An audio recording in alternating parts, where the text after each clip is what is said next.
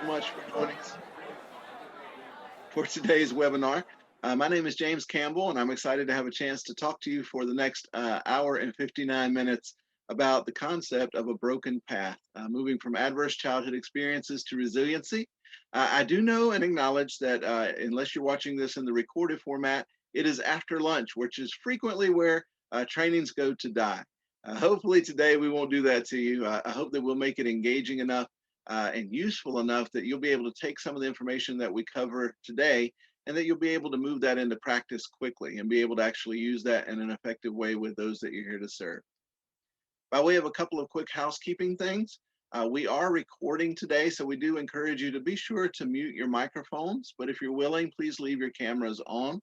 If you mute your mic, it will save us from learning things about you that may be confidential that you may not want us to know, or if people are talking in the background and that sort of thing, it certainly is a help. So we greatly appreciate that as well.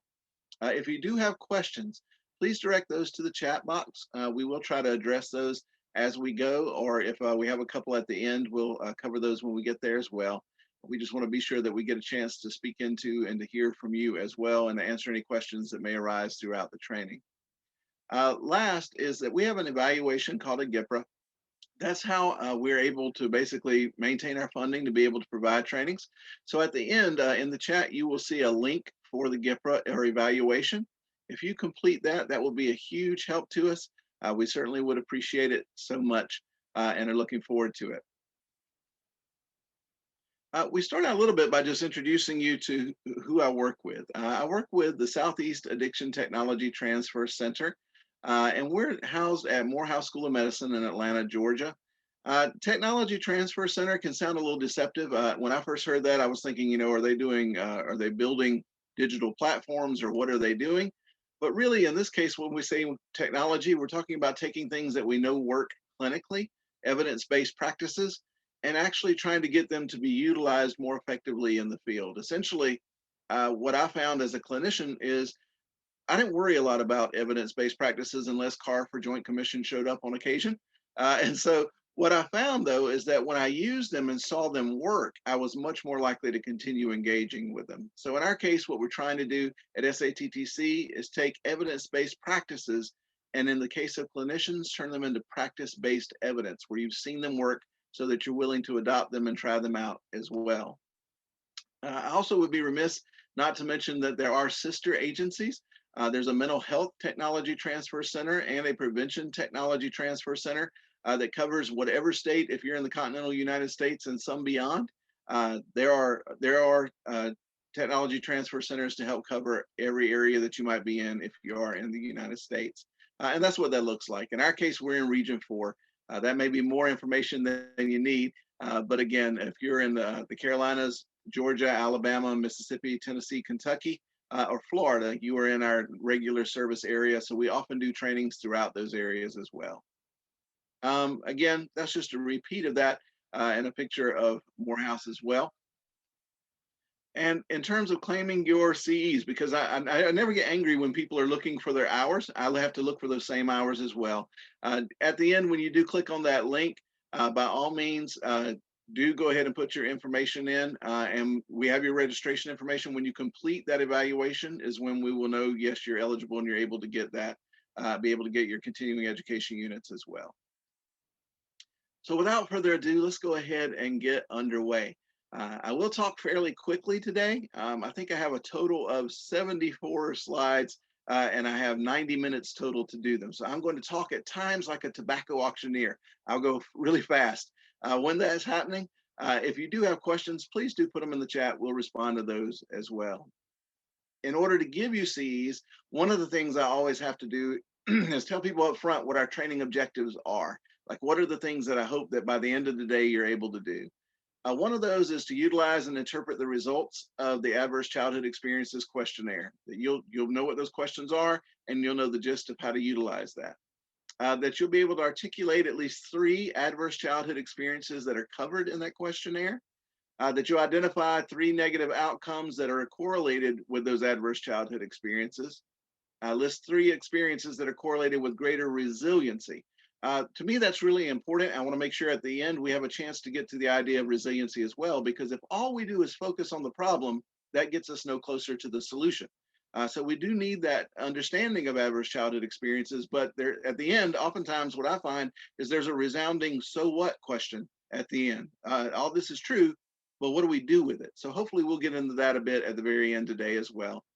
And we'll verbalize 2 practical steps that you can take to help mitigate adverse childhood experiences and foster that resiliency in those that you serve. That's really my goal for today. But I learned something a long time ago when I first started doing trainings. I would have my list of objectives and I would go through my list of objectives. And if I got them done, I thought, wow, that was a great training. What I figured out, and it didn't take me too long, thankfully, to figure that out, is I am perfectly capable of talking for 90 minutes and saying a lot that doesn't address the things that you want addressed. So, for a moment, if you don't mind, if there's something specific you really hope to get out of today's training or that you really feel would be beneficial at the end of the day, that you would feel like, okay, that was really worth my time. I'm glad I went to that. Please go ahead and put that in the chat. I will try to make sure to hit those things as we go as well, and make sure that we give some attention to those things. So I don't just talk about things that may not matter as much to you. I want to focus on those things that clinically really can yield some good fruit. Also, just in terms of self-care, a lot of us got into this field because we didn't always have the most perfect backgrounds either. Now, some of us, you may have, that's beautiful, and I'm not angry with you. But in the event you have some of your own trauma, I want to acknowledge the fact that today, as we talk about trauma, abuse, maltreatment, some of those things that will be discussed, that you're really mindful of your own health. If at any point during the training you're experiencing thoughts or feelings that are overwhelming or anxiety producing or sort of stimulate fear or other unpleasant emotions, please seek out supervision and or support as well for yourself. We really want to make sure that you take good care of you, because if you're not in a good place, you're not going to be able to help someone you're serving get to a good place as well. We want to make sure that you're healthy and prepared to really provide great services in the field. And in the field of treating individuals and families impacted by substance use, the areas of self-care, supervision, and training are important to avoid or lessen the impact of secondary trauma. Another way of putting that is one of the things I've had the opportunity to do for a number of years is serve on ethics boards. And what I can tell you is people rarely ever lose their license or credentials or certifications based on decisions that are made in treatment team. They are most at risk when a person's making a decision unilaterally. Maybe there's some transference or countertransference going on, boundaries get a little blurred, things of that nature. So we really do encourage you to be sure to always use the supports and resources that are there for you in terms of staffing or treatment team or clinical supervision or peer supervision, to really tap into that support to really be able to be in a healthy place for yourself as well. So adverse childhood experiences and trauma. How did we even come to the place of talking about adverse childhood experiences? Well, the original discovery wasn't anything to do with substance use or mental health in any way, shape, or form. Originally, it came about because of a gentleman named Dr. Vincent Folletti in San Diego. And he was really working predominantly with a prevention program that focused a lot on health loss and bariatric services, helping individuals with weight loss. And the discovery basically came about because he was questioning why he had people who were doing really well in the program who often dropped out. And he began asking those people who had left his services, what happened? You know, why did you leave? Why did you go? And really, as the story goes, it came about from him asking a question and framing it incorrectly. What he meant to ask a young lady who had dropped out of services was, what was your age at your first sexual experience? What he asked instead is, what was your weight at your first sexual experience? And she said, 40 pounds, and it was my father, and burst into tears. He had never encountered, except for maybe one or two people who had ever disclosed any kind of abuse of that nature ever. So he really clinically had no idea of what to do with it. And he really initially thought that that was probably a fluke. But what he began to do is probe a little bit and ask a little bit in the way of additional questions around that to those that he was there to serve for bariatric needs. And what he found was the majority of them were reporting that. And he thought, this is bizarre. This has to be some strange anomaly where I am or just the way I'm asking the question. So what he did instead was got a few of his colleagues and said, "Hey, I'm running into this. Is this anything that you've seen?" And they said, "Well, not really, but we don't ask those questions." He said, "Well, can we maybe ask like the next 100 people who come in questions?" In this case, he was asking specifically about sexual abuse. What they actually did is instead of asking the next 100, they kept getting yeses. And so they asked the next 286 people and discovered that the majority of them had a background of sexual abuse. Now, Dr. Folletti was wise enough to know that it's easy to dismiss uh, a research study that only has 286 participants. So he said, what if we could make this a wider scale? And so what he ended up doing was uh, collaborating with Kaiser Permanente with over 17,000 respondents responding to a questionnaire. There were more people who came through than that, but 17,000 said, sure, we'll answer these questions. And the initial survey spanned from 1995 to 1997. In terms of what they asked, that for a year before they began asking these questions, they combed through the research to try to find what things constituted adverse childhood experiences. And it led them to 10 questions, 10 core questions that really fall in three different categories. And this became what we now call Adverse Childhood Experiences Questionnaire. So what questions are on this? What I encourage you to do is if you've never taken the ACEs before, as we ask these questions, each question can be a yes of one. So sometimes there'll be multiple parts to it or things like that. You only get one yes, and you only mark it if there is a yes. If there's a no, you can ignore it. Don't have to write anything down. So for each of these that we ask, just put a tally mark and you can keep up. And at the end, you'll know your own ACEs score. If you've never done it before, it's really simple to do in that regard. The first ACEs question is, did a parent or other adult in the household often swear at you, insult you, put you down, or humiliate you, or act in a way that made you afraid that you might be physically hurt? So if either of those things are true, you just put one tally mark down, one check, one way to count that. The second question, did a parent or other adult in the household often push, grab, slap, or throw something at you, or ever hit you so hard that you had marks or were injured? Same as before, only one mark or one check if that does apply to you. Third, did an adult or person at least 5 years older than you ever touch or fondle you or have you touch their body in a sexual way or try to actually have oral, anal, or vaginal sex with you? Four, did you often feel that no one in your family loved you or thought you were important or special? Or your family didn't look out for each other, feel close to each other, or support each other? Number five, did you often feel that you didn't have enough to eat, had to wear dirty clothes, and had no one to protect you? Or your parents were too drunk or high to take care of you or take you to the doctor if needed? Question six, were your parents ever separated or divorced? Question seven, was your mother or stepmother often pushed, grabbed, slapped, or had something thrown at her, or sometimes or often kicked, bitten, hit with a fist, or hit with something hard, or ever repeatedly hit over at least a few minutes or threatened with a gun or a knife? Again, even though there are three parts to that, it would only be one yes response if any of those apply. Did you live with anyone who was a problem drinker or alcoholic or used street drugs? Now, alcoholic isn't a term we would normally use today.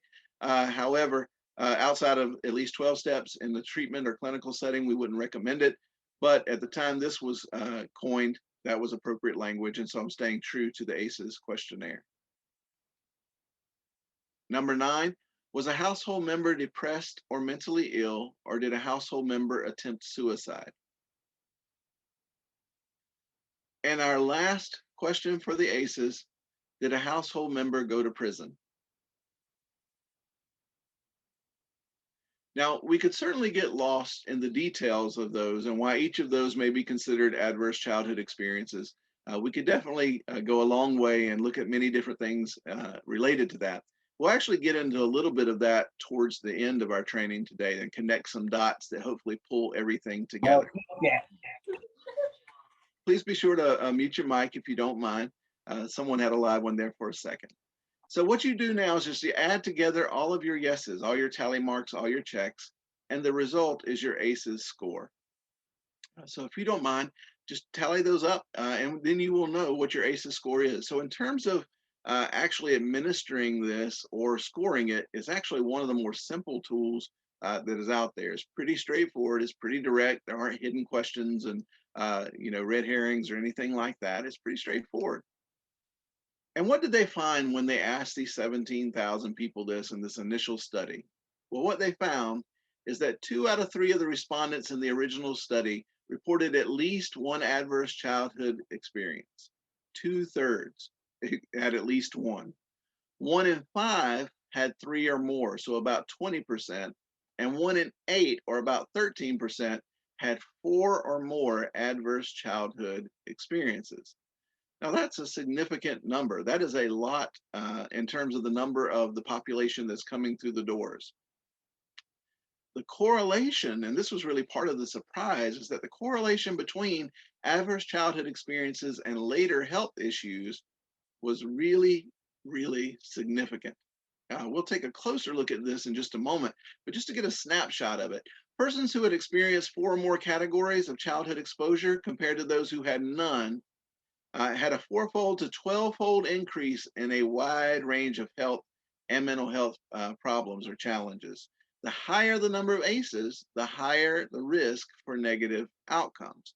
So again, in short, what happened to them in childhood, if they had one of these 10 things or more, had a significant impact on health outcomes, not just mental health and emotional health, but on health outcomes as well. Again, this is just a demonstration of how that played out. If you need a graph, if you're a little more visual, for some folks, this helps. About a third reported 0. Again, about a quarter reported just 1. About 2/3 said that they have 1 or more.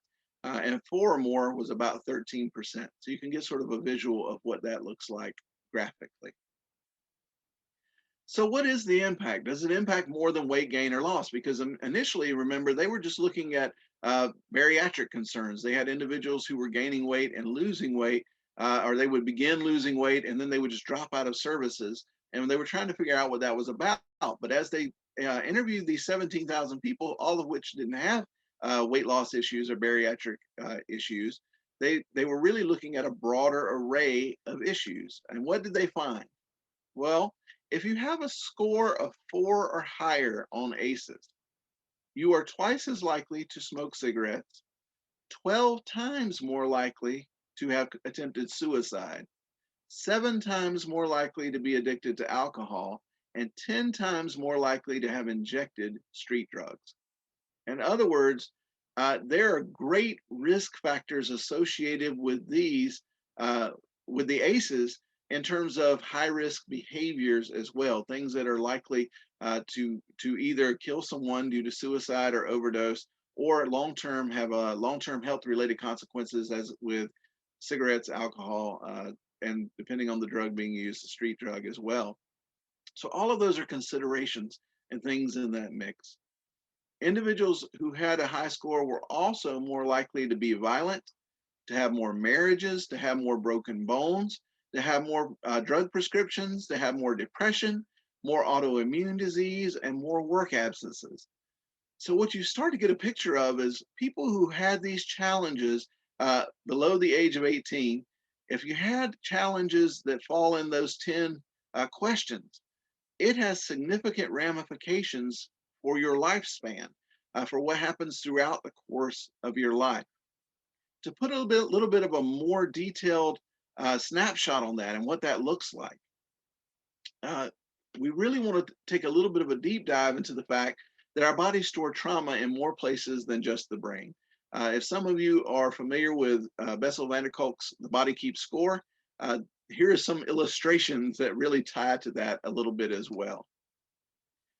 In the case of chronic obstructive pulmonary disease, what you're seeing here is a various different health issues and what the ACEs score did in terms of its impact on that health issue. Blue is 1, an ACEs score of 1. 2 is green, 3 is yellow, and 4 or more is in red. Well, in the case of chronic obstructive pulmonary disease, COPD, on the left, what you see is that if you have a score of 4 or more, you have more than a 400%, 4 times the odds of developing chronic obstructive pulmonary disease. In the case of stroke, over 300%, or 3 times. In the case of kidney disease, over 2.5 times, or a 250% increase. Angina, or heart disease, again, over 2.5 times. Arthritis, almost 2.5 times. Heart attack, more than double, more than 200%.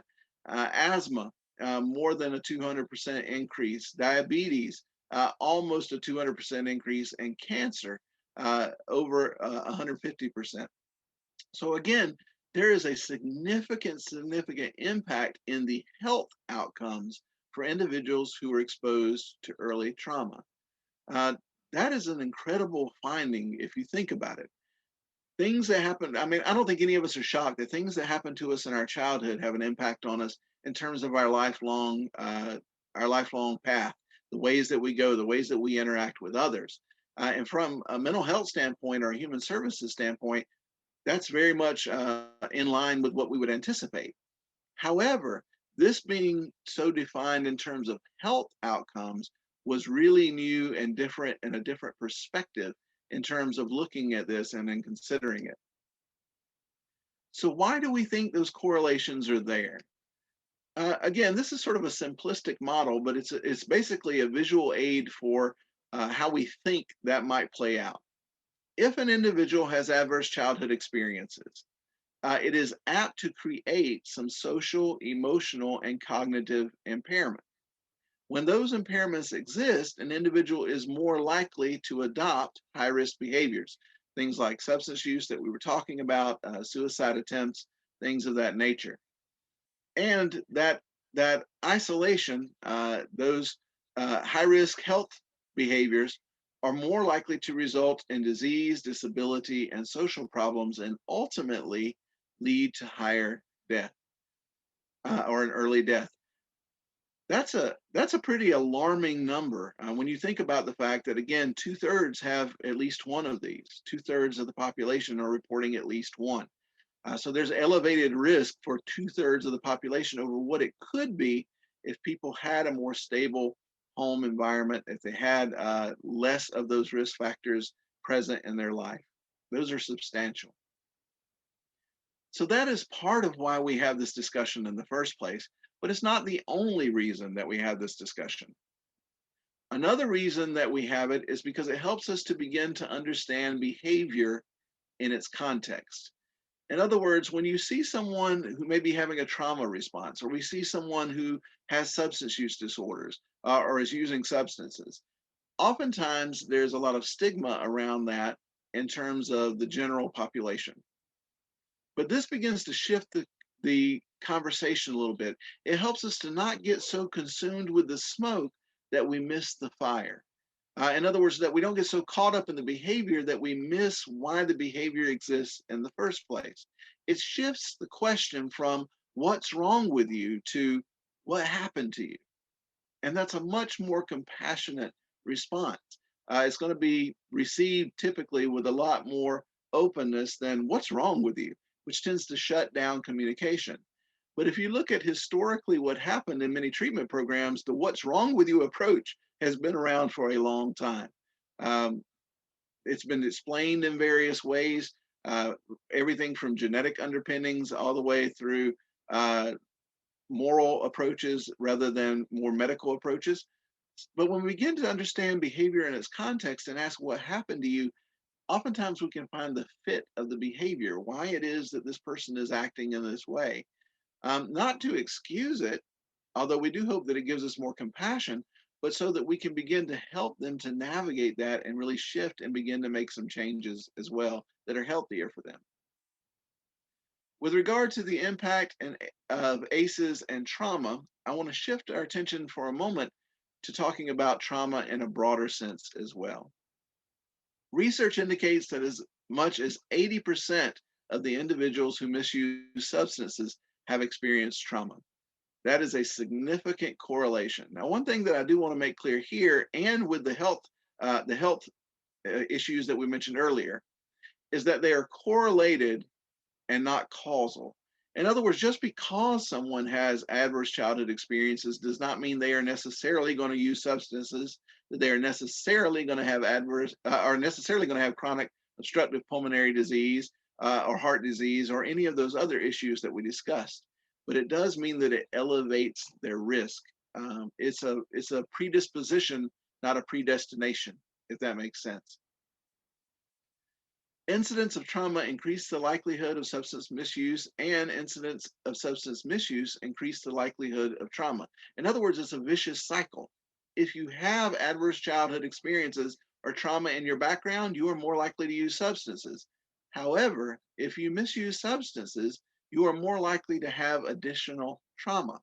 And that becomes like a double-edged sword for an individual who may be using substances to cope with an underlying trauma as well. We've often heard this as a cliche, but it's also true that hurt people often hurt people. Often in the case where someone was physically abused, unless they are very intentional, they may very well physically abuse someone as well. Same is true with sexual abuse or any number of the things that we talked about earlier. So in that regard, we want to be mindful of the fact that if a person has hurts that are not mended, they are apt to reproduce those hurts in others. To put that another way, if you do not heal what hurt you, you will bleed on people who didn't cut you. I do not know who originally said that, but when I read it, I went absolutely and immediately adopted it. So, in that regard, as we mentioned at the beginning, many of us have our own issues that we may have grown up with. Some of us have an ACEs score that was significant, that was high. After we read this, we went, uh-oh, that might be a problem for me. The important part to know here is that we need to be very intentional in making sure that we have dealt with our own issues as well, with our own traumas, with our own adverse childhood experiences, so that we can be as healthy as possible to really lend health to those that we're there trying to serve. Um, if not, we can actually become a lid to the healing of those that we're trying to help mend, that we're trying to help heal and work through their own experiences as well. Adverse childhood experiences also often blur boundaries. In other words, if good, healthy boundaries were not really modeled for them, if physical lines were crossed in terms of abuse or emotional lines were crossed in terms of emotional abuse, things of that nature, it's not really reasonable to expect that an individual is going to have firm boundaries. A good rule of thumb that I try to apply in my own personal life and in my professional life is if you are waiting on someone else to set a boundary for you, you are probably going to be disappointed. It's nobody else's job to set a boundary for you, it is your own. So, in that regard, we want to be very sure that we're being healthy and wise and that we're encouraging those that we serve to be as well. It also tends to normalize those unhealthy behaviors and create secrets. It creates shame. When we don't talk about issues, then there must be some stigma, some reason that we don't discuss them. Sometimes that's from the family of origin. Some of us were raised in households that said things like, family business is family business, and you do not take it outside of the family for any reason. The problem with that is that unless we take some deliberate steps to step outside of the family, we're never going to get more healthy than the family of origin. My hope is that, for instance, in my children's case, that they grow up and be healthier and more well adjusted than I am. Well, unless they have some more positive influences, they're not going to have that modeled uh, from me unless I've already done some of my own work as well. So, in that regard, we want to really model being healthy and trying to be as balanced and healthy as possible for those that we serve as well.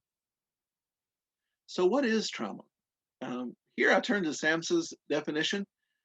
Trauma results from an event, series of events, or set of circumstances that is experienced by an individual as physically or emotionally harmful or threatening, and that has lasting adverse effects on the individual's functioning and physical, social, emotional, or spiritual well-being. Again, that's a pretty comprehensive definition. It's either an event or it can be a series of events. In other words, it may be something that happened one time, it may be something that happened throughout someone's entire childhood.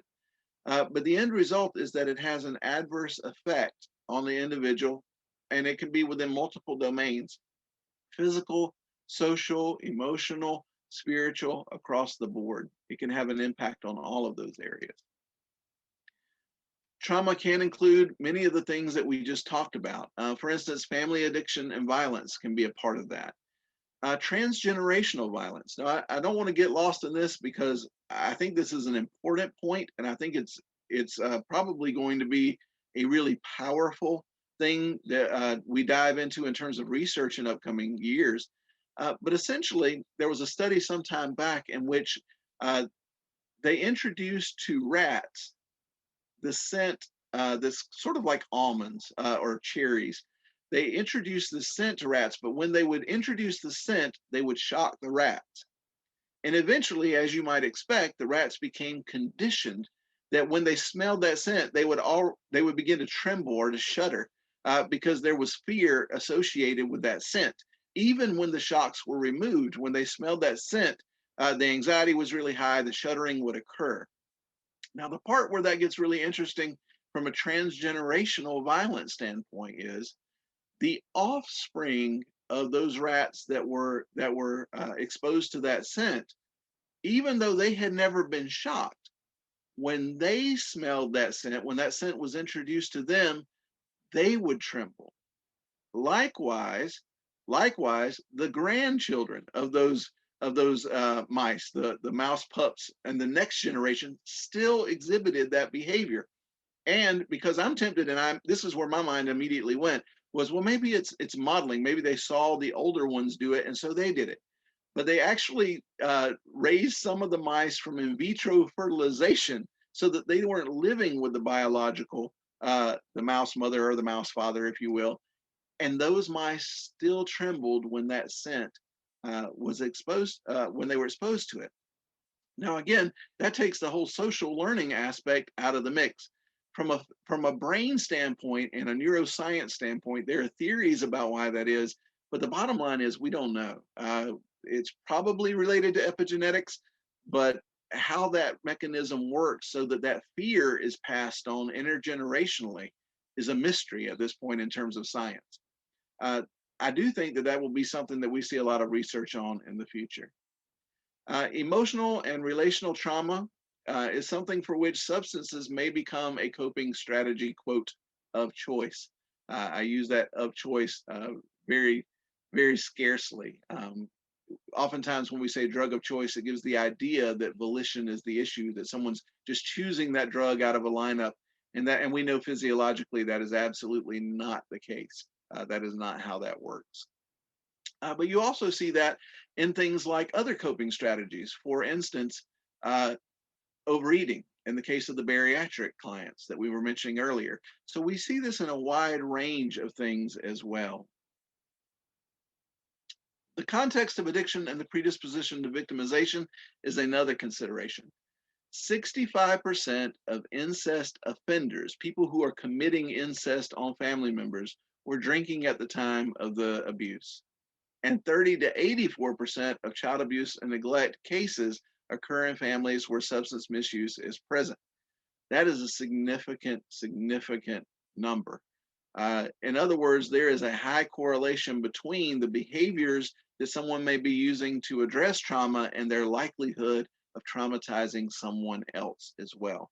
In short, that self-medication route is not a very effective route in terms of dealing with past traumas. It may be the only coping skill they had, and generally speaking, people are doing the best they know how to do. However, we do have to be mindful of the fact that we may need to be aware of the safety of the people who are in that household where substance misuse is happening as well. Trauma was once really considered an outlier, like an abnormal experience. Like when we thought of someone going through trauma, we thought, that's something really rare, it's scarce, it seldom ever happens.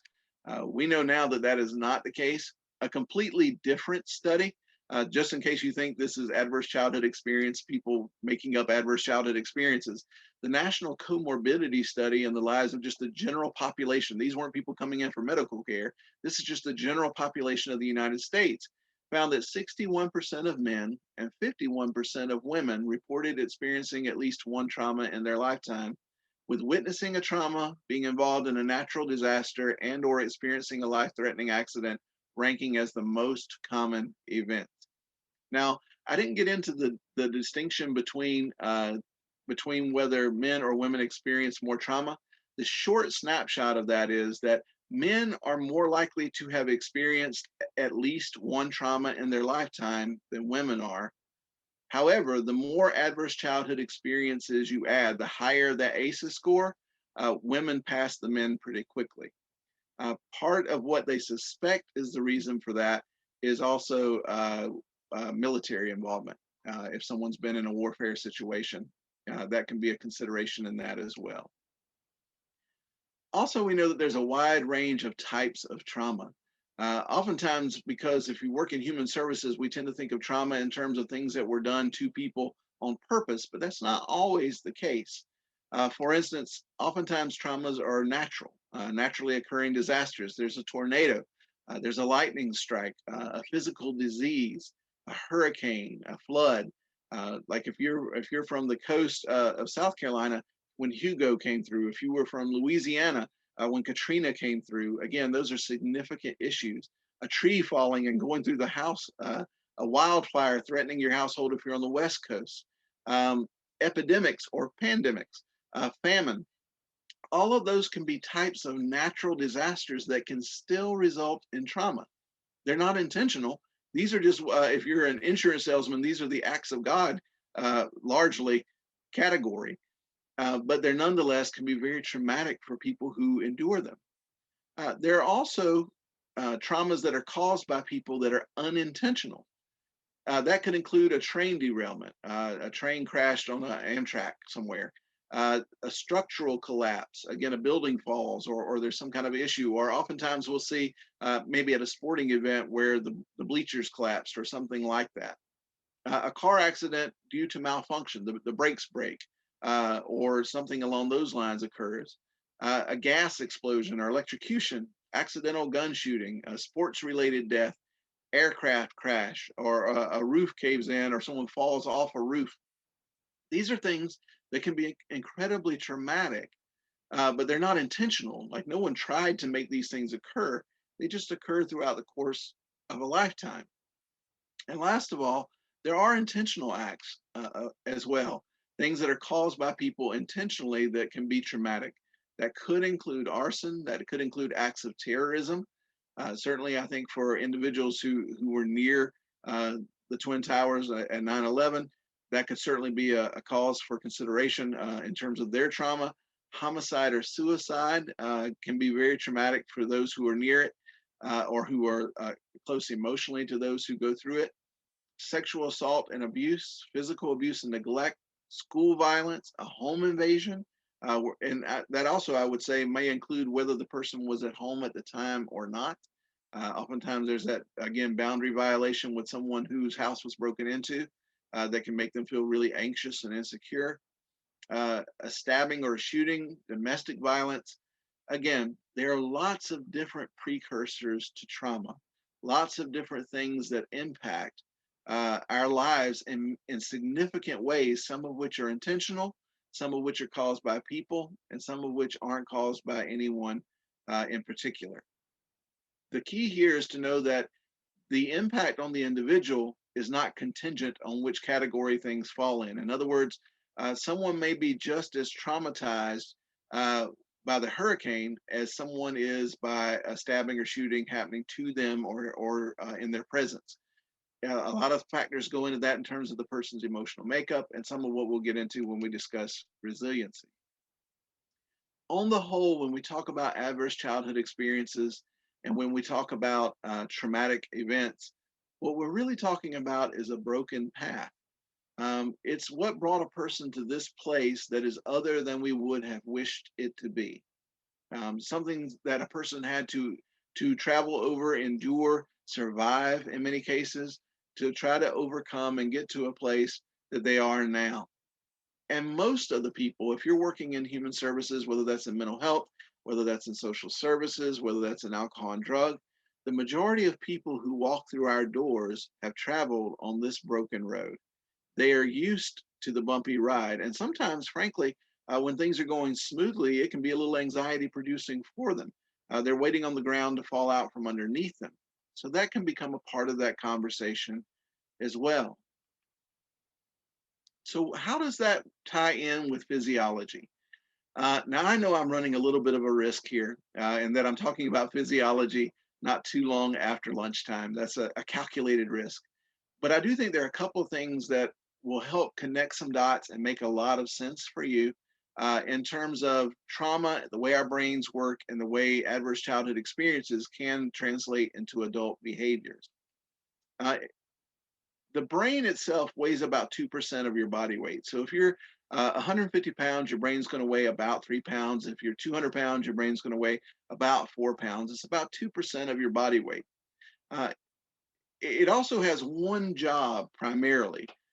Your brain's job is to help you stay alive. And it does that by multiple factors. Now, if anyone ever tells you they understand how the brain works, I encourage you to probably run the opposite direction. Uh, we do not know how the brain works. We know a lot more than we once did. We have PET scans and we have MRIs and we have SPECT scans and we have different ways of looking at different pathways in the brain and things of that nature. We know a lot from research that we did not once know. However, our brains are made up of about 86 billion with a B neurons. And at the end of those, there are spaces between them called synapses.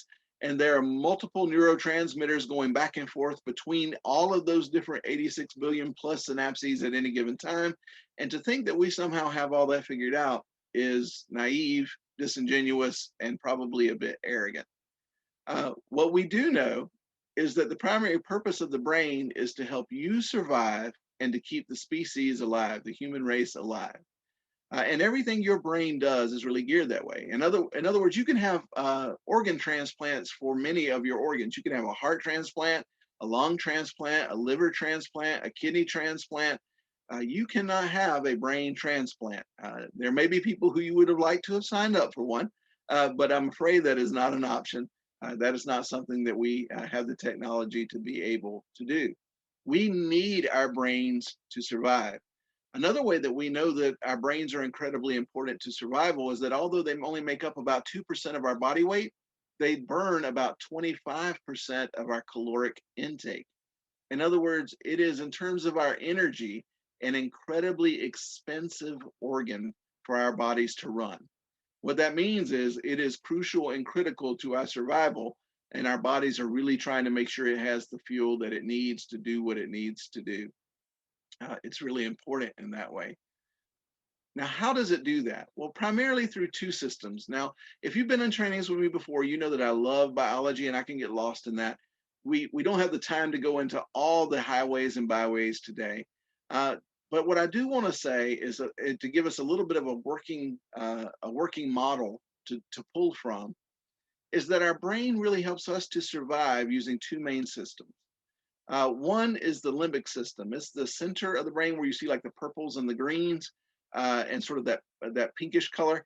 That is the limbic system, and it is effectively the gas pedal of the brain. It's what helps us to survive by getting us up off the couch and doing the things that we need to do in order to survive and to keep the species alive. If you're psychoanalytic, the limbic system is physiologically speaking the id. It's not immoral, it's amoral. It doesn't care about right or wrong. It just wants what it wants. If you have severe diabetes and you see chocolate cake and you love chocolate cake, your limbic system doesn't care about your diabetes. It just wants what it wants. Or if you're in a committed relationship and you see someone who is attractive, who is not the person you're in the committed relationship with, the limbic system does not care about your relationship. It just thinks that person is attractive and could be a potential mate. So it is, functionally speaking, the id. The other part of the brain, or the other system, is the prefrontal cortex. It's that part just behind the forehead, just behind the eyes. And it is your brakes and your steering. Again, if you are psychoanalytic, this is your ego. It is the part that is deciding, that is navigating, that is helping to guide that energy and those impulses that are coming from the limbic system.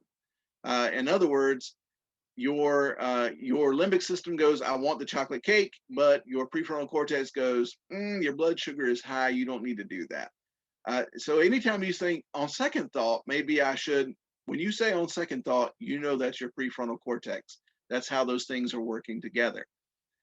In terms of your limbic system, it also helps us to survive by helping us to bond with others, and it helps us to survive by being the pathway through which we typically learn.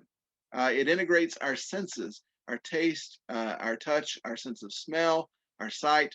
All of our senses integrate through that limbic system, and it's how we learn. Again, a really brief rundown of how that works, because this will matter in terms of some of the trauma and adverse childhood experiences we'll talk about in a moment, is your amygdala is kind of like the guard dog of the brain. It's constantly using your senses to evaluate whether there's anything important to your survival nearby, whether that's good important or bad important. In other words, it could be something you really desire is important for survival, or something that you really don't desire because it feels like a threat. When your amygdala has primitive memory, and so when it senses something that it recognizes as being good or bad, it will give a little bump of dopamine to an area called the nucleus accumbens. The nucleus accumbens is the novelty alarm bell for the brain. The only time the nucleus accumbens really does anything or utilizes that dopamine to move forward is when something is better or worse than anticipated. So in other words, if something was exactly what you expected, it's not very memorable. But if something's really bad or really good, we remember that with stronger energy. When something is better or worse than expected, the way that works is it will give a bump of dopamine to that sort of pinkish purplish curlicue that swoops upward. That's called the hippocampus. And the hippocampus is what stores things into our memory. Now, the reason that matters in terms of adverse childhood experiences is if a person was attacked by a dog, for instance, your primitive memory in your amygdala will see a dog and think threat. So automatically it's on heightened alert just by the virtue of the fact it can be a tiny dog, a sweet dog, does not matter. It sees the dog and it considers that a threat. If it is better or worse than anticipated, at that point, the nucleus accumbens kicks in and other learning can occur. That's sort of how that works. That's really also how we learn most everything, in a sense. That's how you know who has the best chicken sandwich in town. At some point, you tried it, it was better than expected, and you learned, oh, this is where you go for a great chicken sandwich. It's also how you learned which bathrooms you will stop at to use the restroom and which ones you will just keep rolling past because it is not worth it. I went there, it was worse than expected. I'm never going back there again. It's how we learn to navigate the world around us. Now, when we have early trauma, it has some significant impacts on how our brain develops. It produces some enduring negative effects on that brain development, such as producing a disruption of chemicals that function as neurotransmitters that escalates the stress response. In other words, a person may have a stress response that either pretty consistently staying triggered or is very easily triggered in general. When that happens, those chemical responses can actually negatively affect the neural growth during specific periods when there's a lot of healthy neuron growth that should be happening in childhood. Essentially, the end result is it can developmentally hinder someone from thriving. It can really get in the way of that. It also can cause some adverse brain development as a result of elevated levels of cortisol contributing to maturational failures in regions of the brain like the prefrontal cortex. End result is that if you're exposed to adverse childhood experiences, your ability to navigate those urges from that limbic system are going to be compromised a bit. It's harder for a person who's been through adverse childhood experiences to make healthy decisions in light of stimulus or stimuli that are in particularly related to whatever it was that was related to the trauma. That becomes part of that challenge as well. Another thing that I mentioned just in passing is that the limbic system helps us to connect to other people. One of the ways that that's really impacted in terms of early trauma is that oxytocin is markedly decreased in women who've been exposed to childhood maltreatment, especially those who've experienced emotional abuse. And the more trauma a person has experienced and the longer they've experienced it, the lower that person's current level of oxytocin is likely to be, and the higher their rate of current anxiety is likely to be. In other words, significant trauma greatly hinders our ability to connect with other people. Doesn't mean it's impossible. It just means that it's going to be a challenge for us to do and to feel that sense of intimacy in the same way. And our anxiety is apt to be more elevated as well. Now, there are other transmitters that are related to that in addition, serotonin being one, uh, but oxytocin is most definitely documented as being impacted greatly by childhood trauma. Now, part of the way that connects as well is that we're born with our limbic system more or less intact. Now, again, I told you it has primitive memory. In the case of the amygdala, it learns over time. Uh, but one of the things that we know is that that limbic system is pretty well intact even from birth. Like you don't have to teach a baby to cry when they're hungry. If a baby is hungry, they will let you know typically in no uncertain terms. They will let you know at 1 in the morning, 2 in the morning. They're more than happy to. Our brains, however, develop from the back to the front, and the very last part to develop is the prefrontal cortex, your brakes and your steering. Now, I won't go off down this rabbit hole far, but I'll just say that if you have adolescents or if you work with adolescents, then you probably are aware of this fact that essentially at some point you either have said or been tempted to say, "What were you thinking?" The reality is we're usually asking, "Why weren't you thinking like I'm thinking?" And the reality is that physiologically, in early adolescence especially, they're not capable of it yet. Their limbic system is on overdrive, and so their gas pedal is on the floorboard, and their brakes and steering don't work that great yet because the prefrontal cortex isn't fully developed. And so the end result is they make a lot of mistakes. They crash a lot, if you will. They crash in relationships, they crash in schoolwork, they crash in homework, they crash in a new job or a new relationship. These things happen quite frequently for an adolescent. Now, another place that this really matters, and again, we're about to tie all this physiology back into what we're talking about and make it make sense, is in the case of a neuronal pathway in the brain. The more you use it, the more defined it becomes. But during adolescence, the parts that aren't used, like the pathways that aren't used over a period of time, get pruned off. This happens so that our brain can be more efficient in what it does repeatedly. In other words, what we do over and over and over gets easier and easier and easier for us to do.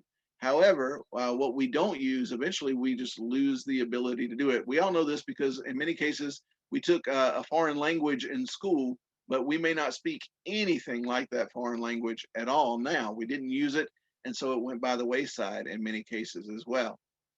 Well, that neural pathway through the brain in a child is kind of like a wire that's plugged into a wall, but that has no rubber coating, no insulation over it. It's just like copper hanging from a plug in. Now, if you plug that in, it's probably going to go badly for you. You're going to get electrocuted. The house is going to burn down. Your hairdo is going to turn into a hair don't.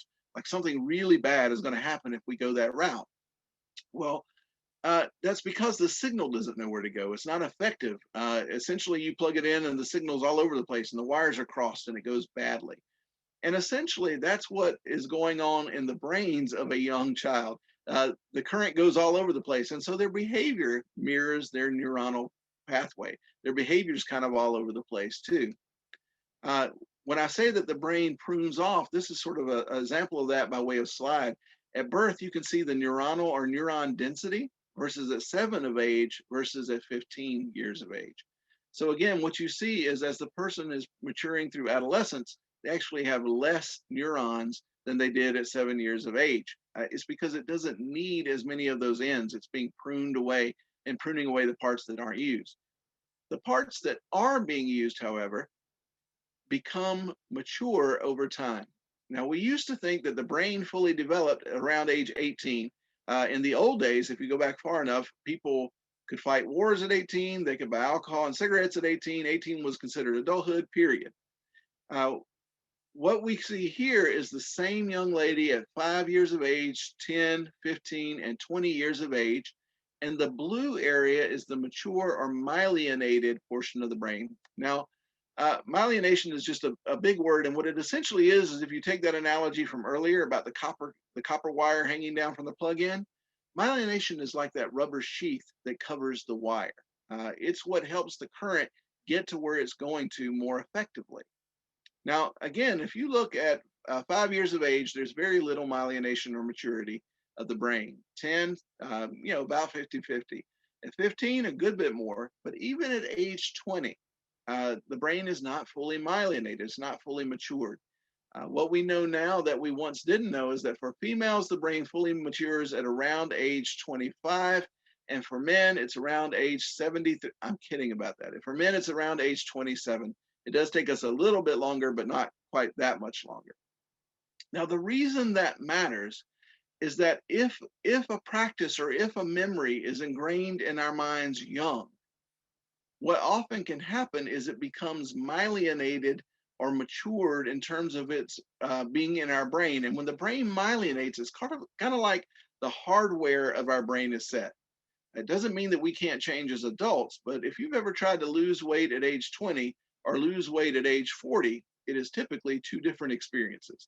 Part of that is because those neuronal pathways are very defined for us. It's harder for us to change in significant ways the older that we get. It doesn't mean we don't have neuroplasticity. We absolutely do. But there are greater gains to be made the earlier we can intervene as well. Before I move on to that, I do want to take a moment to say here that this is also really important in terms of acknowledging the fact that it's possible for us to be trauma informed, but it is not possible to be trauma proof. And I will unpack that statement a little bit more in just a moment. Oftentimes, individuals who have adverse childhood experiences and trauma in their background do what's called numbing. And it's a biological process whereby emotions are detached from thoughts, behaviors, and memories. Now, here we're not talking about like full-blown dissociation, although in extreme cases, that could be the case. But here we're just talking about, if you want to think of it as kind of like minimizing. Because those numbing symptoms hide what's going on inside emotionally, there's often sort of a flat affect or an affect that may not be congruent with where the person is emotionally. There can be a tendency for family members, counselors, or other professionals to really assess levels of traumatic stress and the impact of it as less severe. In other words, if you ask somebody how they are and they say they're fine, if we take it at face value, we're likely to miss something, particularly if we know they've been through a significant trauma. They may just be at a place where they're emotionally sort of separating themselves out or barring themselves off a bit from that emotion. A trauma-informed perspective is part of what we're trying to cultivate. A trauma-informed perspective views trauma-related symptoms and behaviors as an individual's best and most resilient attempt to manage, cope with, and rise above their experience of trauma. In other words, instead of, oh, this is a horrible thing that's happened to you and now you're really acting out, it's trying to understand the behavior in the context of the fact that you might have needed that behavior to help you survive at one time. You see this oftentimes with individuals who may have a difficult time getting reacclimatized to the general population when they leave prison, for instance. And oftentimes that is a significant challenge for individuals because they have been acculturated into what life is like and what is needed to survive in prison, and that may not translate well into the rest of the general population. You sometimes see the same thing with military. I have great admiration for individuals who serve in armed forces and armed services. But I acknowledge that sometimes it's very difficult for individuals, particularly if they've been in combat situations, to come back and readjust to the civilian population. That can be really difficult for them to do. The key here is that traumatic stress reactions are normal reactions to abnormal situations. In other words, if someone is put in a situation where they are consistently abused or mistreated or neglected or ridiculed or humiliated, or they lack social support, it is normal to expect that they would have some behaviors that are different from somebody who received those things. It's a normal reaction and not an abnormal one. It's a normal reaction, but the situation and circumstances themselves were abnormal. So it becomes incumbent upon us to become trauma-informed agencies and organizations and clinicians and practitioners and peer support specialists.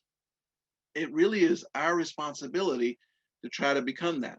But from an agency's perspective, in order to really be trauma informed, it has to involve all aspects of the program, the activities, the setting, like the environment, the relationships, the atmosphere. In other words, it's not like we're just going to add this new trauma informed group and therefore we're a trauma informed agency. Or it doesn't mean, oh, I went to a single trauma informed training or average childhood experiences training and now therefore we're trauma informed.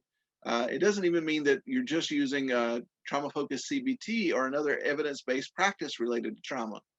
It really has to involve every level of the organization, from administration, supervisors, direct service staff, clinicians, frontline, operations, support staff, and the individuals who are coming in for services or coming in for care as well. It has to be at every level at the organization, and it really is a shift in the way they do business. It involves making trauma-informed change a new routine, not just introducing new information. And that's a significant change, a significant challenge for really becoming trauma informed as an organization. Well, how do we do that, or what does that look like? Well, there's a lot more to this that could be gone into, certainly. For today, I wanted to at least walk through briefly the 5 core domains of trauma informed care and try to connect some dots related to that. So, in the case of trauma informed care, the first domain is safety. Now, again, this goes all the way back to Maslow's hierarchy. I don't think any of us are shocked by the fact that individuals need to feel safe to be most effective. When we are afraid, we are not typically at our best. We are not usually the most creative. We are typically, when we are truly afraid, we are more apt to react than we are to intentionally act or respond.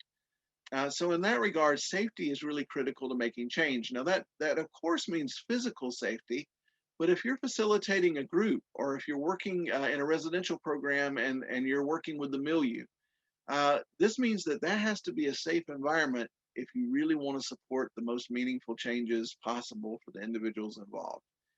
That's really key and really critical. If individuals do not feel emotionally safe, they're not going to take the risks that are necessary to really help them grow. The second is choice. What this means is, and as much as possible, and this also really aligns well with code of ethics when you look at autonomy, choice is really designed to give autonomy to the person that we're serving. So let's apply this to something completely unclinical for a moment.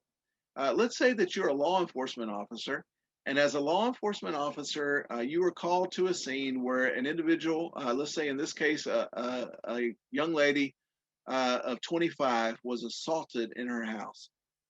And you get the call to come and investigate or come and see her. You come there and you knock on the door. Hopefully, they already knew you were coming. Hopefully, someone called ahead of time. You knock on the door, and if the young lady opens the door, you introduce yourself, you identify yourself, you say, I would like to ask you some questions. Is that okay? If she says yes, then you say, where would you like to talk? She may not want you to come inside because that boundary's just been violated. If so, you can stand on the porch and have that conversation. If she says, you can come inside, what you would do is step just inside the threshold of the door, stop and say, where would you prefer that I sit? And what you're doing is systematically giving that person a choice because their choice has just been trampled on. You're reinstilling that for the individual as well. Well, what does that look like clinically?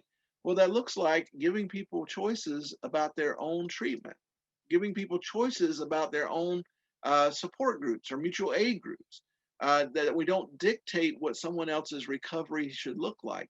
It doesn't work anyway. You can dictate treatment, you can mandate it.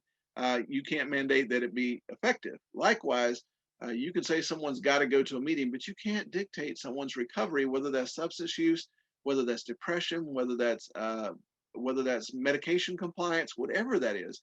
It doesn't really work very well unless you're in a secured environment. And as you know, if you've ever worked in a secured environment, even that is a stretch. third is that we're trustworthy, which means that we're consistently modeling doing what we say, saying what we mean, and being congruent.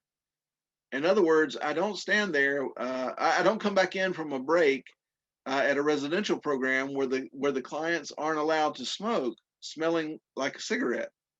That's almost cruel and unusual punishment. You want to be trustworthy in the sense that we're being congruent. That when we talk to them, that our affect matches what we say, that our facial expressions match what we say, that we are consistent. In fact, when I worked in residential before, one of the things I frequently said to direct care staff, like frontline staff, is the best advice I can probably give you is think before you speak, but when you commit to something, do it.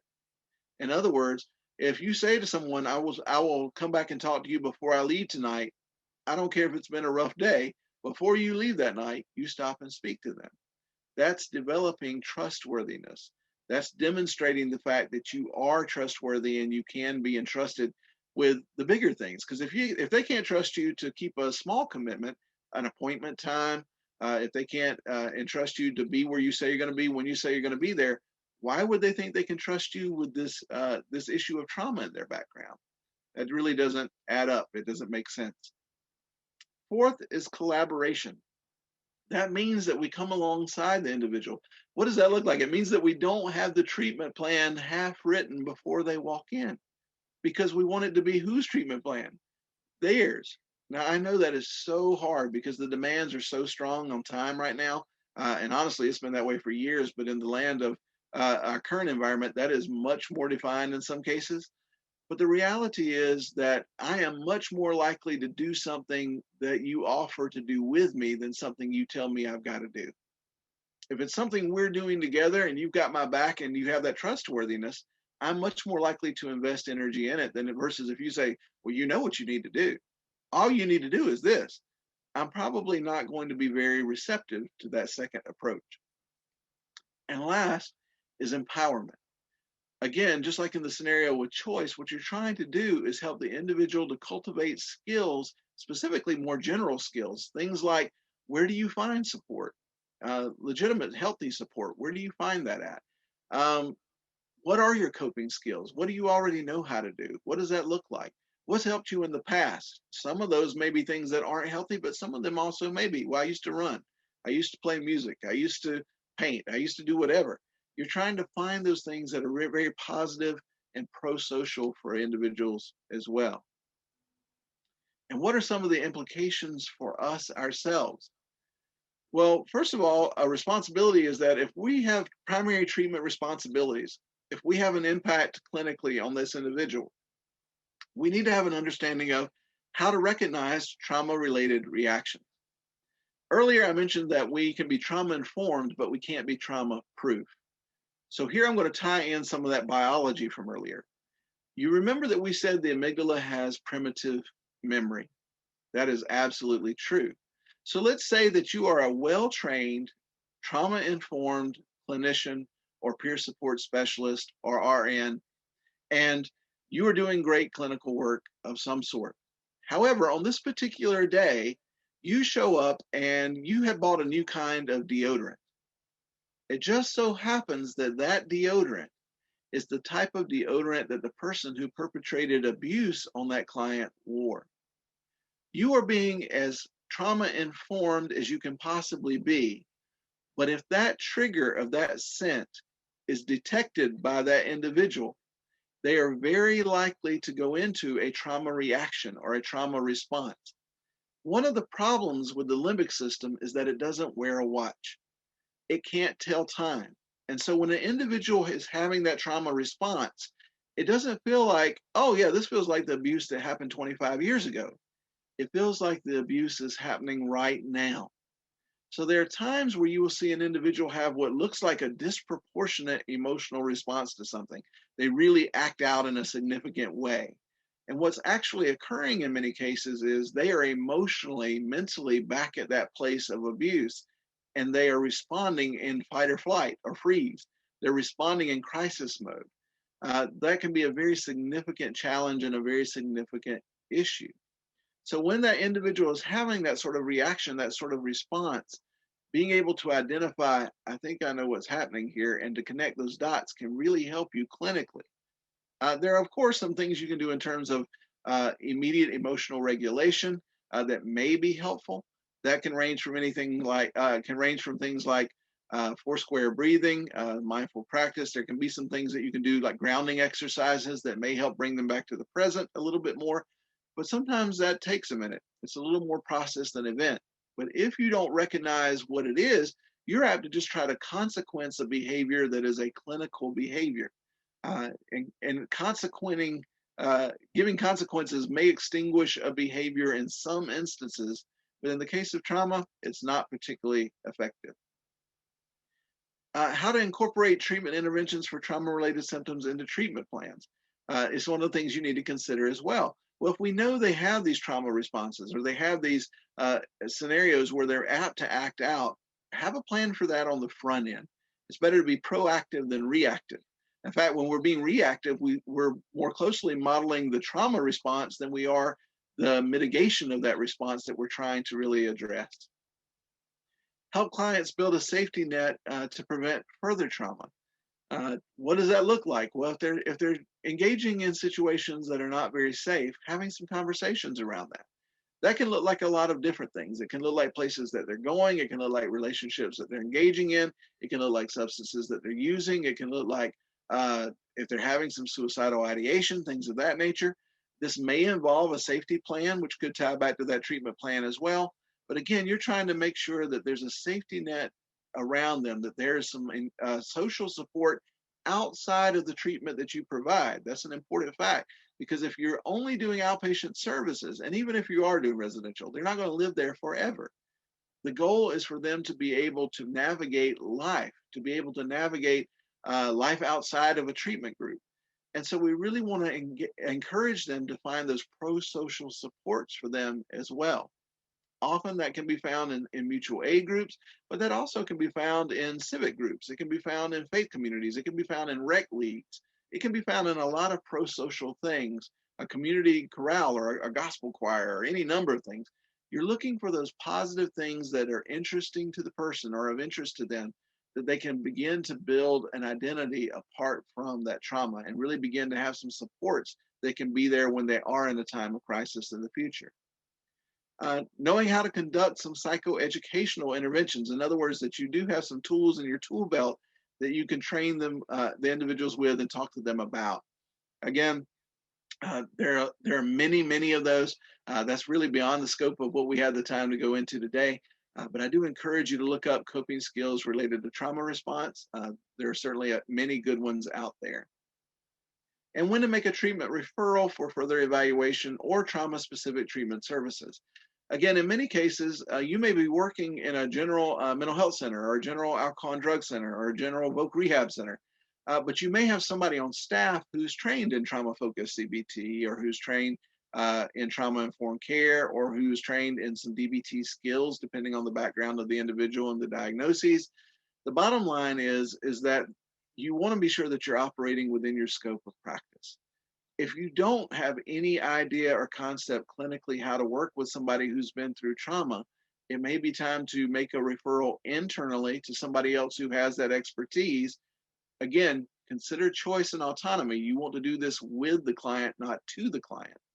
But you may need to refer internally. And if there's nobody in-house, you may need to check on what resources exist in your community where there may be a trauma-focused provider or a trauma-informed provider who may be able to meet those needs more effectively for the individual. Also, it's a good long-term, long-game strategy is to develop those skills for yourself, particularly if that's something you're seeing a lot of, or if it's an area of interest or an area that you really want to focus in clinically as well. So one of our goals is to enable those we serve to speak the unspeakable and to be accepted for who they are. So when a person discloses some trauma or some adverse childhood experience, and sometimes the details of those can be horrendous, if that happens, our goal is to make sure that we practice our poker face. Don't look shocked. Don't say, wow, I've never heard anything like that before. But to really respond from a place of compassion, to really respond from a place of empathy, and not to assume that we know how they feel. but to ask, can you say more about that? Or what was that like for you?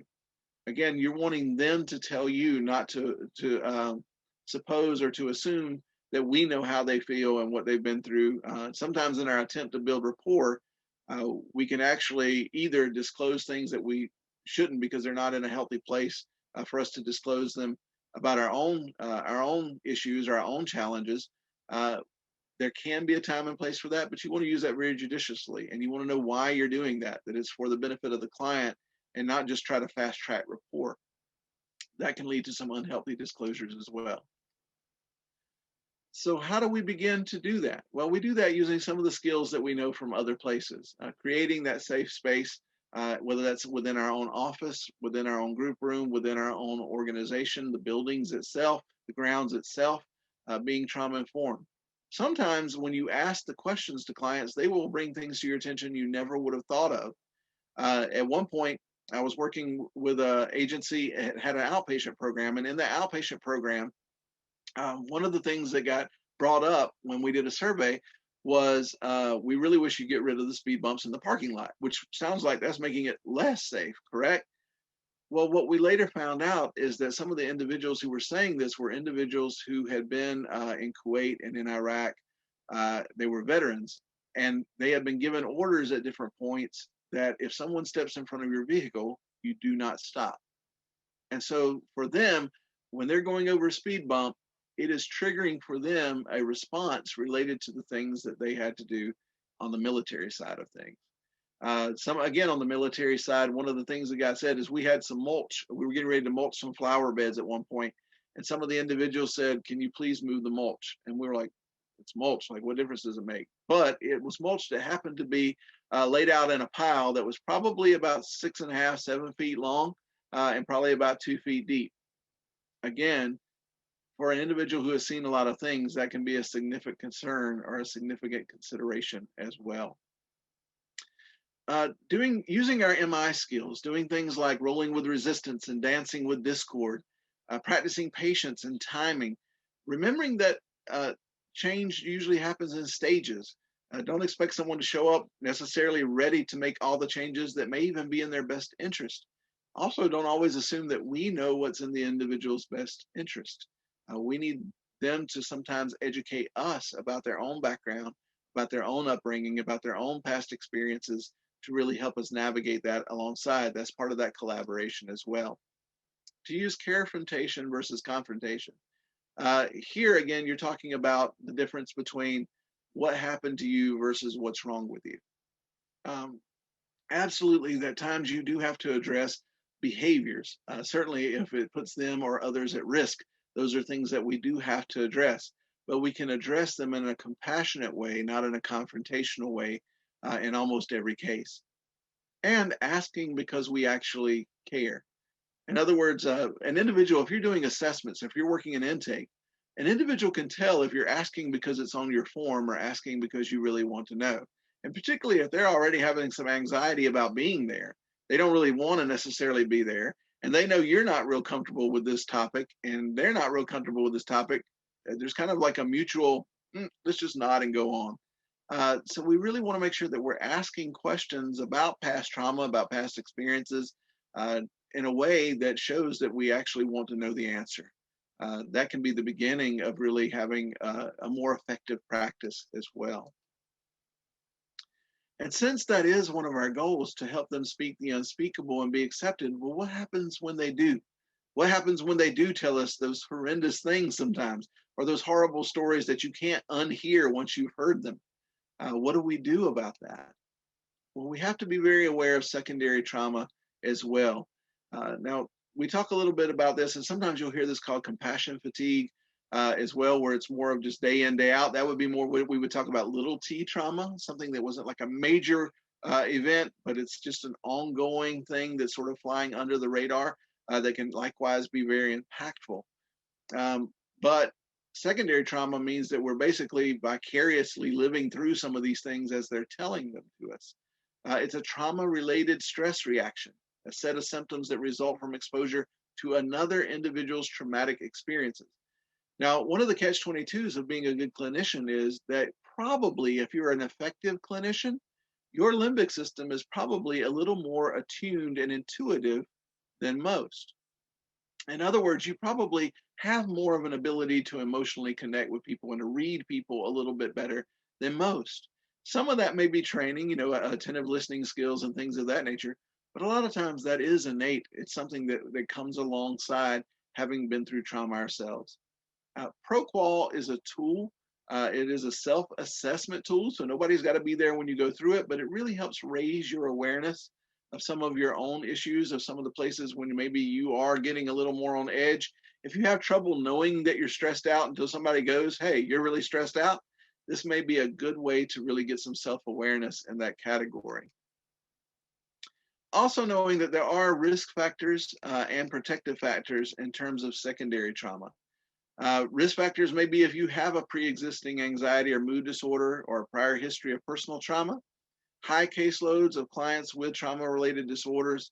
If you're younger in age or newer to the field, sometimes you haven't had to develop some of those coping skills or had the supervision around those kind of things, or you may not be aware of some of your own triggers. That can be an issue. If you have unhealthy coping skills, like I know individuals who do clinical work and at the end of a long week, they may go out for their Friday night and get just totally intoxicated in some way. So there may be coping skills that are not very healthy as well that we have. And a lack of tolerance for strong emotions is a risk factor. If when people get really emotional, you have a difficult time emotionally regulating yourself, that's going to put you at greater risk. Protective factors, and again, this isn't a list that I made up. This came from SAMHSA. The male gender is considered a protective factor. One of those is because, as we mentioned earlier, females are more likely to have multiple adverse childhood experiences. Men are more likely to have had one, and it's more likely to have been something that wouldn't likely be relived in a group setting or in a clinical setting. It's more likely to be military based or accident, as opposed to some of the others in many cases. Also, whether that's physiological to some degree, or whether that is a social learning thing, men tend to compartmentalize more. I'm not saying that's healthier. Our lifespan is less. But I am saying that it's a tendency that in terms of functionality sometimes can be helpful.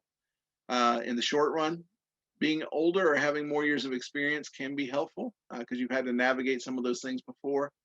Lacking a personal trauma history, again, if you don't have that trauma history, now the trade-off of that is that you may have a harder time being as empathetic. So that can be a give or take as well. And using positive coping styles, think that you're taking good care of yourself and possessing resilience or the ability to find meaning in stressful life events as well. That you're able to find purpose in the struggle is something that can be really beneficial to you. Now, we're almost at the end of our time, and I've already mentioned clinical supervision and training. Again, I can't overstate that. I want to spend the rest of our time not really talking so much about these things. These are some ways that we really cultivate some means to develop and take care of ourselves with regard to secondary trauma. I emphasized that pretty strongly before. The only thing I will say here is if you are a therapist who has never been in any type of therapy, I encourage you to engage in it. Again, I'm not saying you have to create issues, but to say to people, hey, if you're going through a hard time and need support, therapy is a good option, and yet be unwilling to reach out for that support when we need it is just a polite way of saying hypocrite. We want to make sure that we're really coming at it from a place of moral authority in the sense that we're willing to do what we say what we mean, that we're being trustworthy as well. In terms of maintaining life balance, I laughed when I read that. During this current era, that is specifically a challenge. One of the people I admire most said this to me one time, sometimes it's not a problem that you solve, it's a tension that you manage.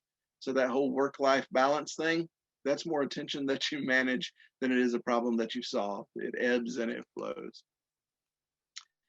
And last is protective factors, and we will end with these. These are things that add to the protective factors of individuals. That helps cultivate resiliency. Now, some of these are things we can't do anything about. Some of them are things that we can. I'm going to actually read through these quickly, and we're going to end with that. And while I'm doing that, I think Michelle will go ahead and put the link to the evaluation into the chat as well. I believe that my mother loved me when I was little. I believe that my father loved me when I was little. Those are significant ones. Those are important things. When I was little, other people helped my mother and father take care of me. In other words, there was more of a support system than just one or two people. Again, biological mother or father may not have been in the picture at all. It may be a caregiver, a grandmother, any number of people. I've heard that when I was an infant, someone in my family enjoyed playing with me and I enjoyed it too. So again, that connectivity, that give and take, that emotional connection. When I was a child, there were relatives in my family who made me feel better if I was sad or worried, people who came alongside you. When I was a child, neighbors or my friends' parents seemed to like me. Again, you had a sense of belonging, of connection. When I was a child, teachers, coaches, youth leaders, or ministers were there to help me. Again, you had an extended support system. Someone in my family cared about how I was doing in school. That there was somebody who had a vested interest in your academic success. That my family, neighbors, and friends talked often about making our lives better. That there was a sense of hope instilled. We had rules in our family and were expected to keep them. That's actually a protective factor.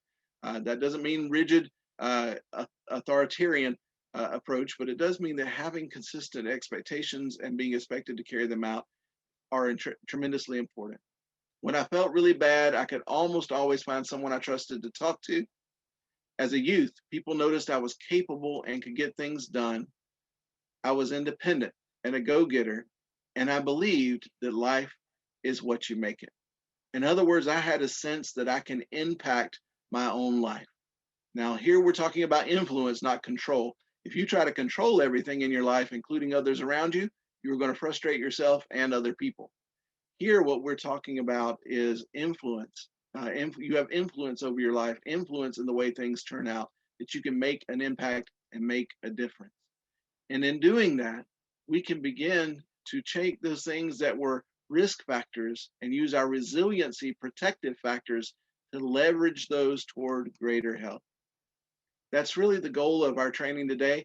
It's what I hope that we've been able to convey during our 90 minutes together, to really give a good sense of how adverse childhood experiences can impact us long term, how resiliency factors can really come together to support us, and how we can be a part of cultivating those resiliency factors in others by what Yalom called recapitulation of the family of origin, by what we do by providing a place where people belong, where they feel safe, where they feel seen, where their innate worth is acknowledged. That is part of what we do clinically and what I hope that you're doing in the lives of those that you love and care about, and that they are doing for you as well. Now, in the interest of time, we are at a time boundary, so I'm going to ask Michelle to stop the recording. If you need to go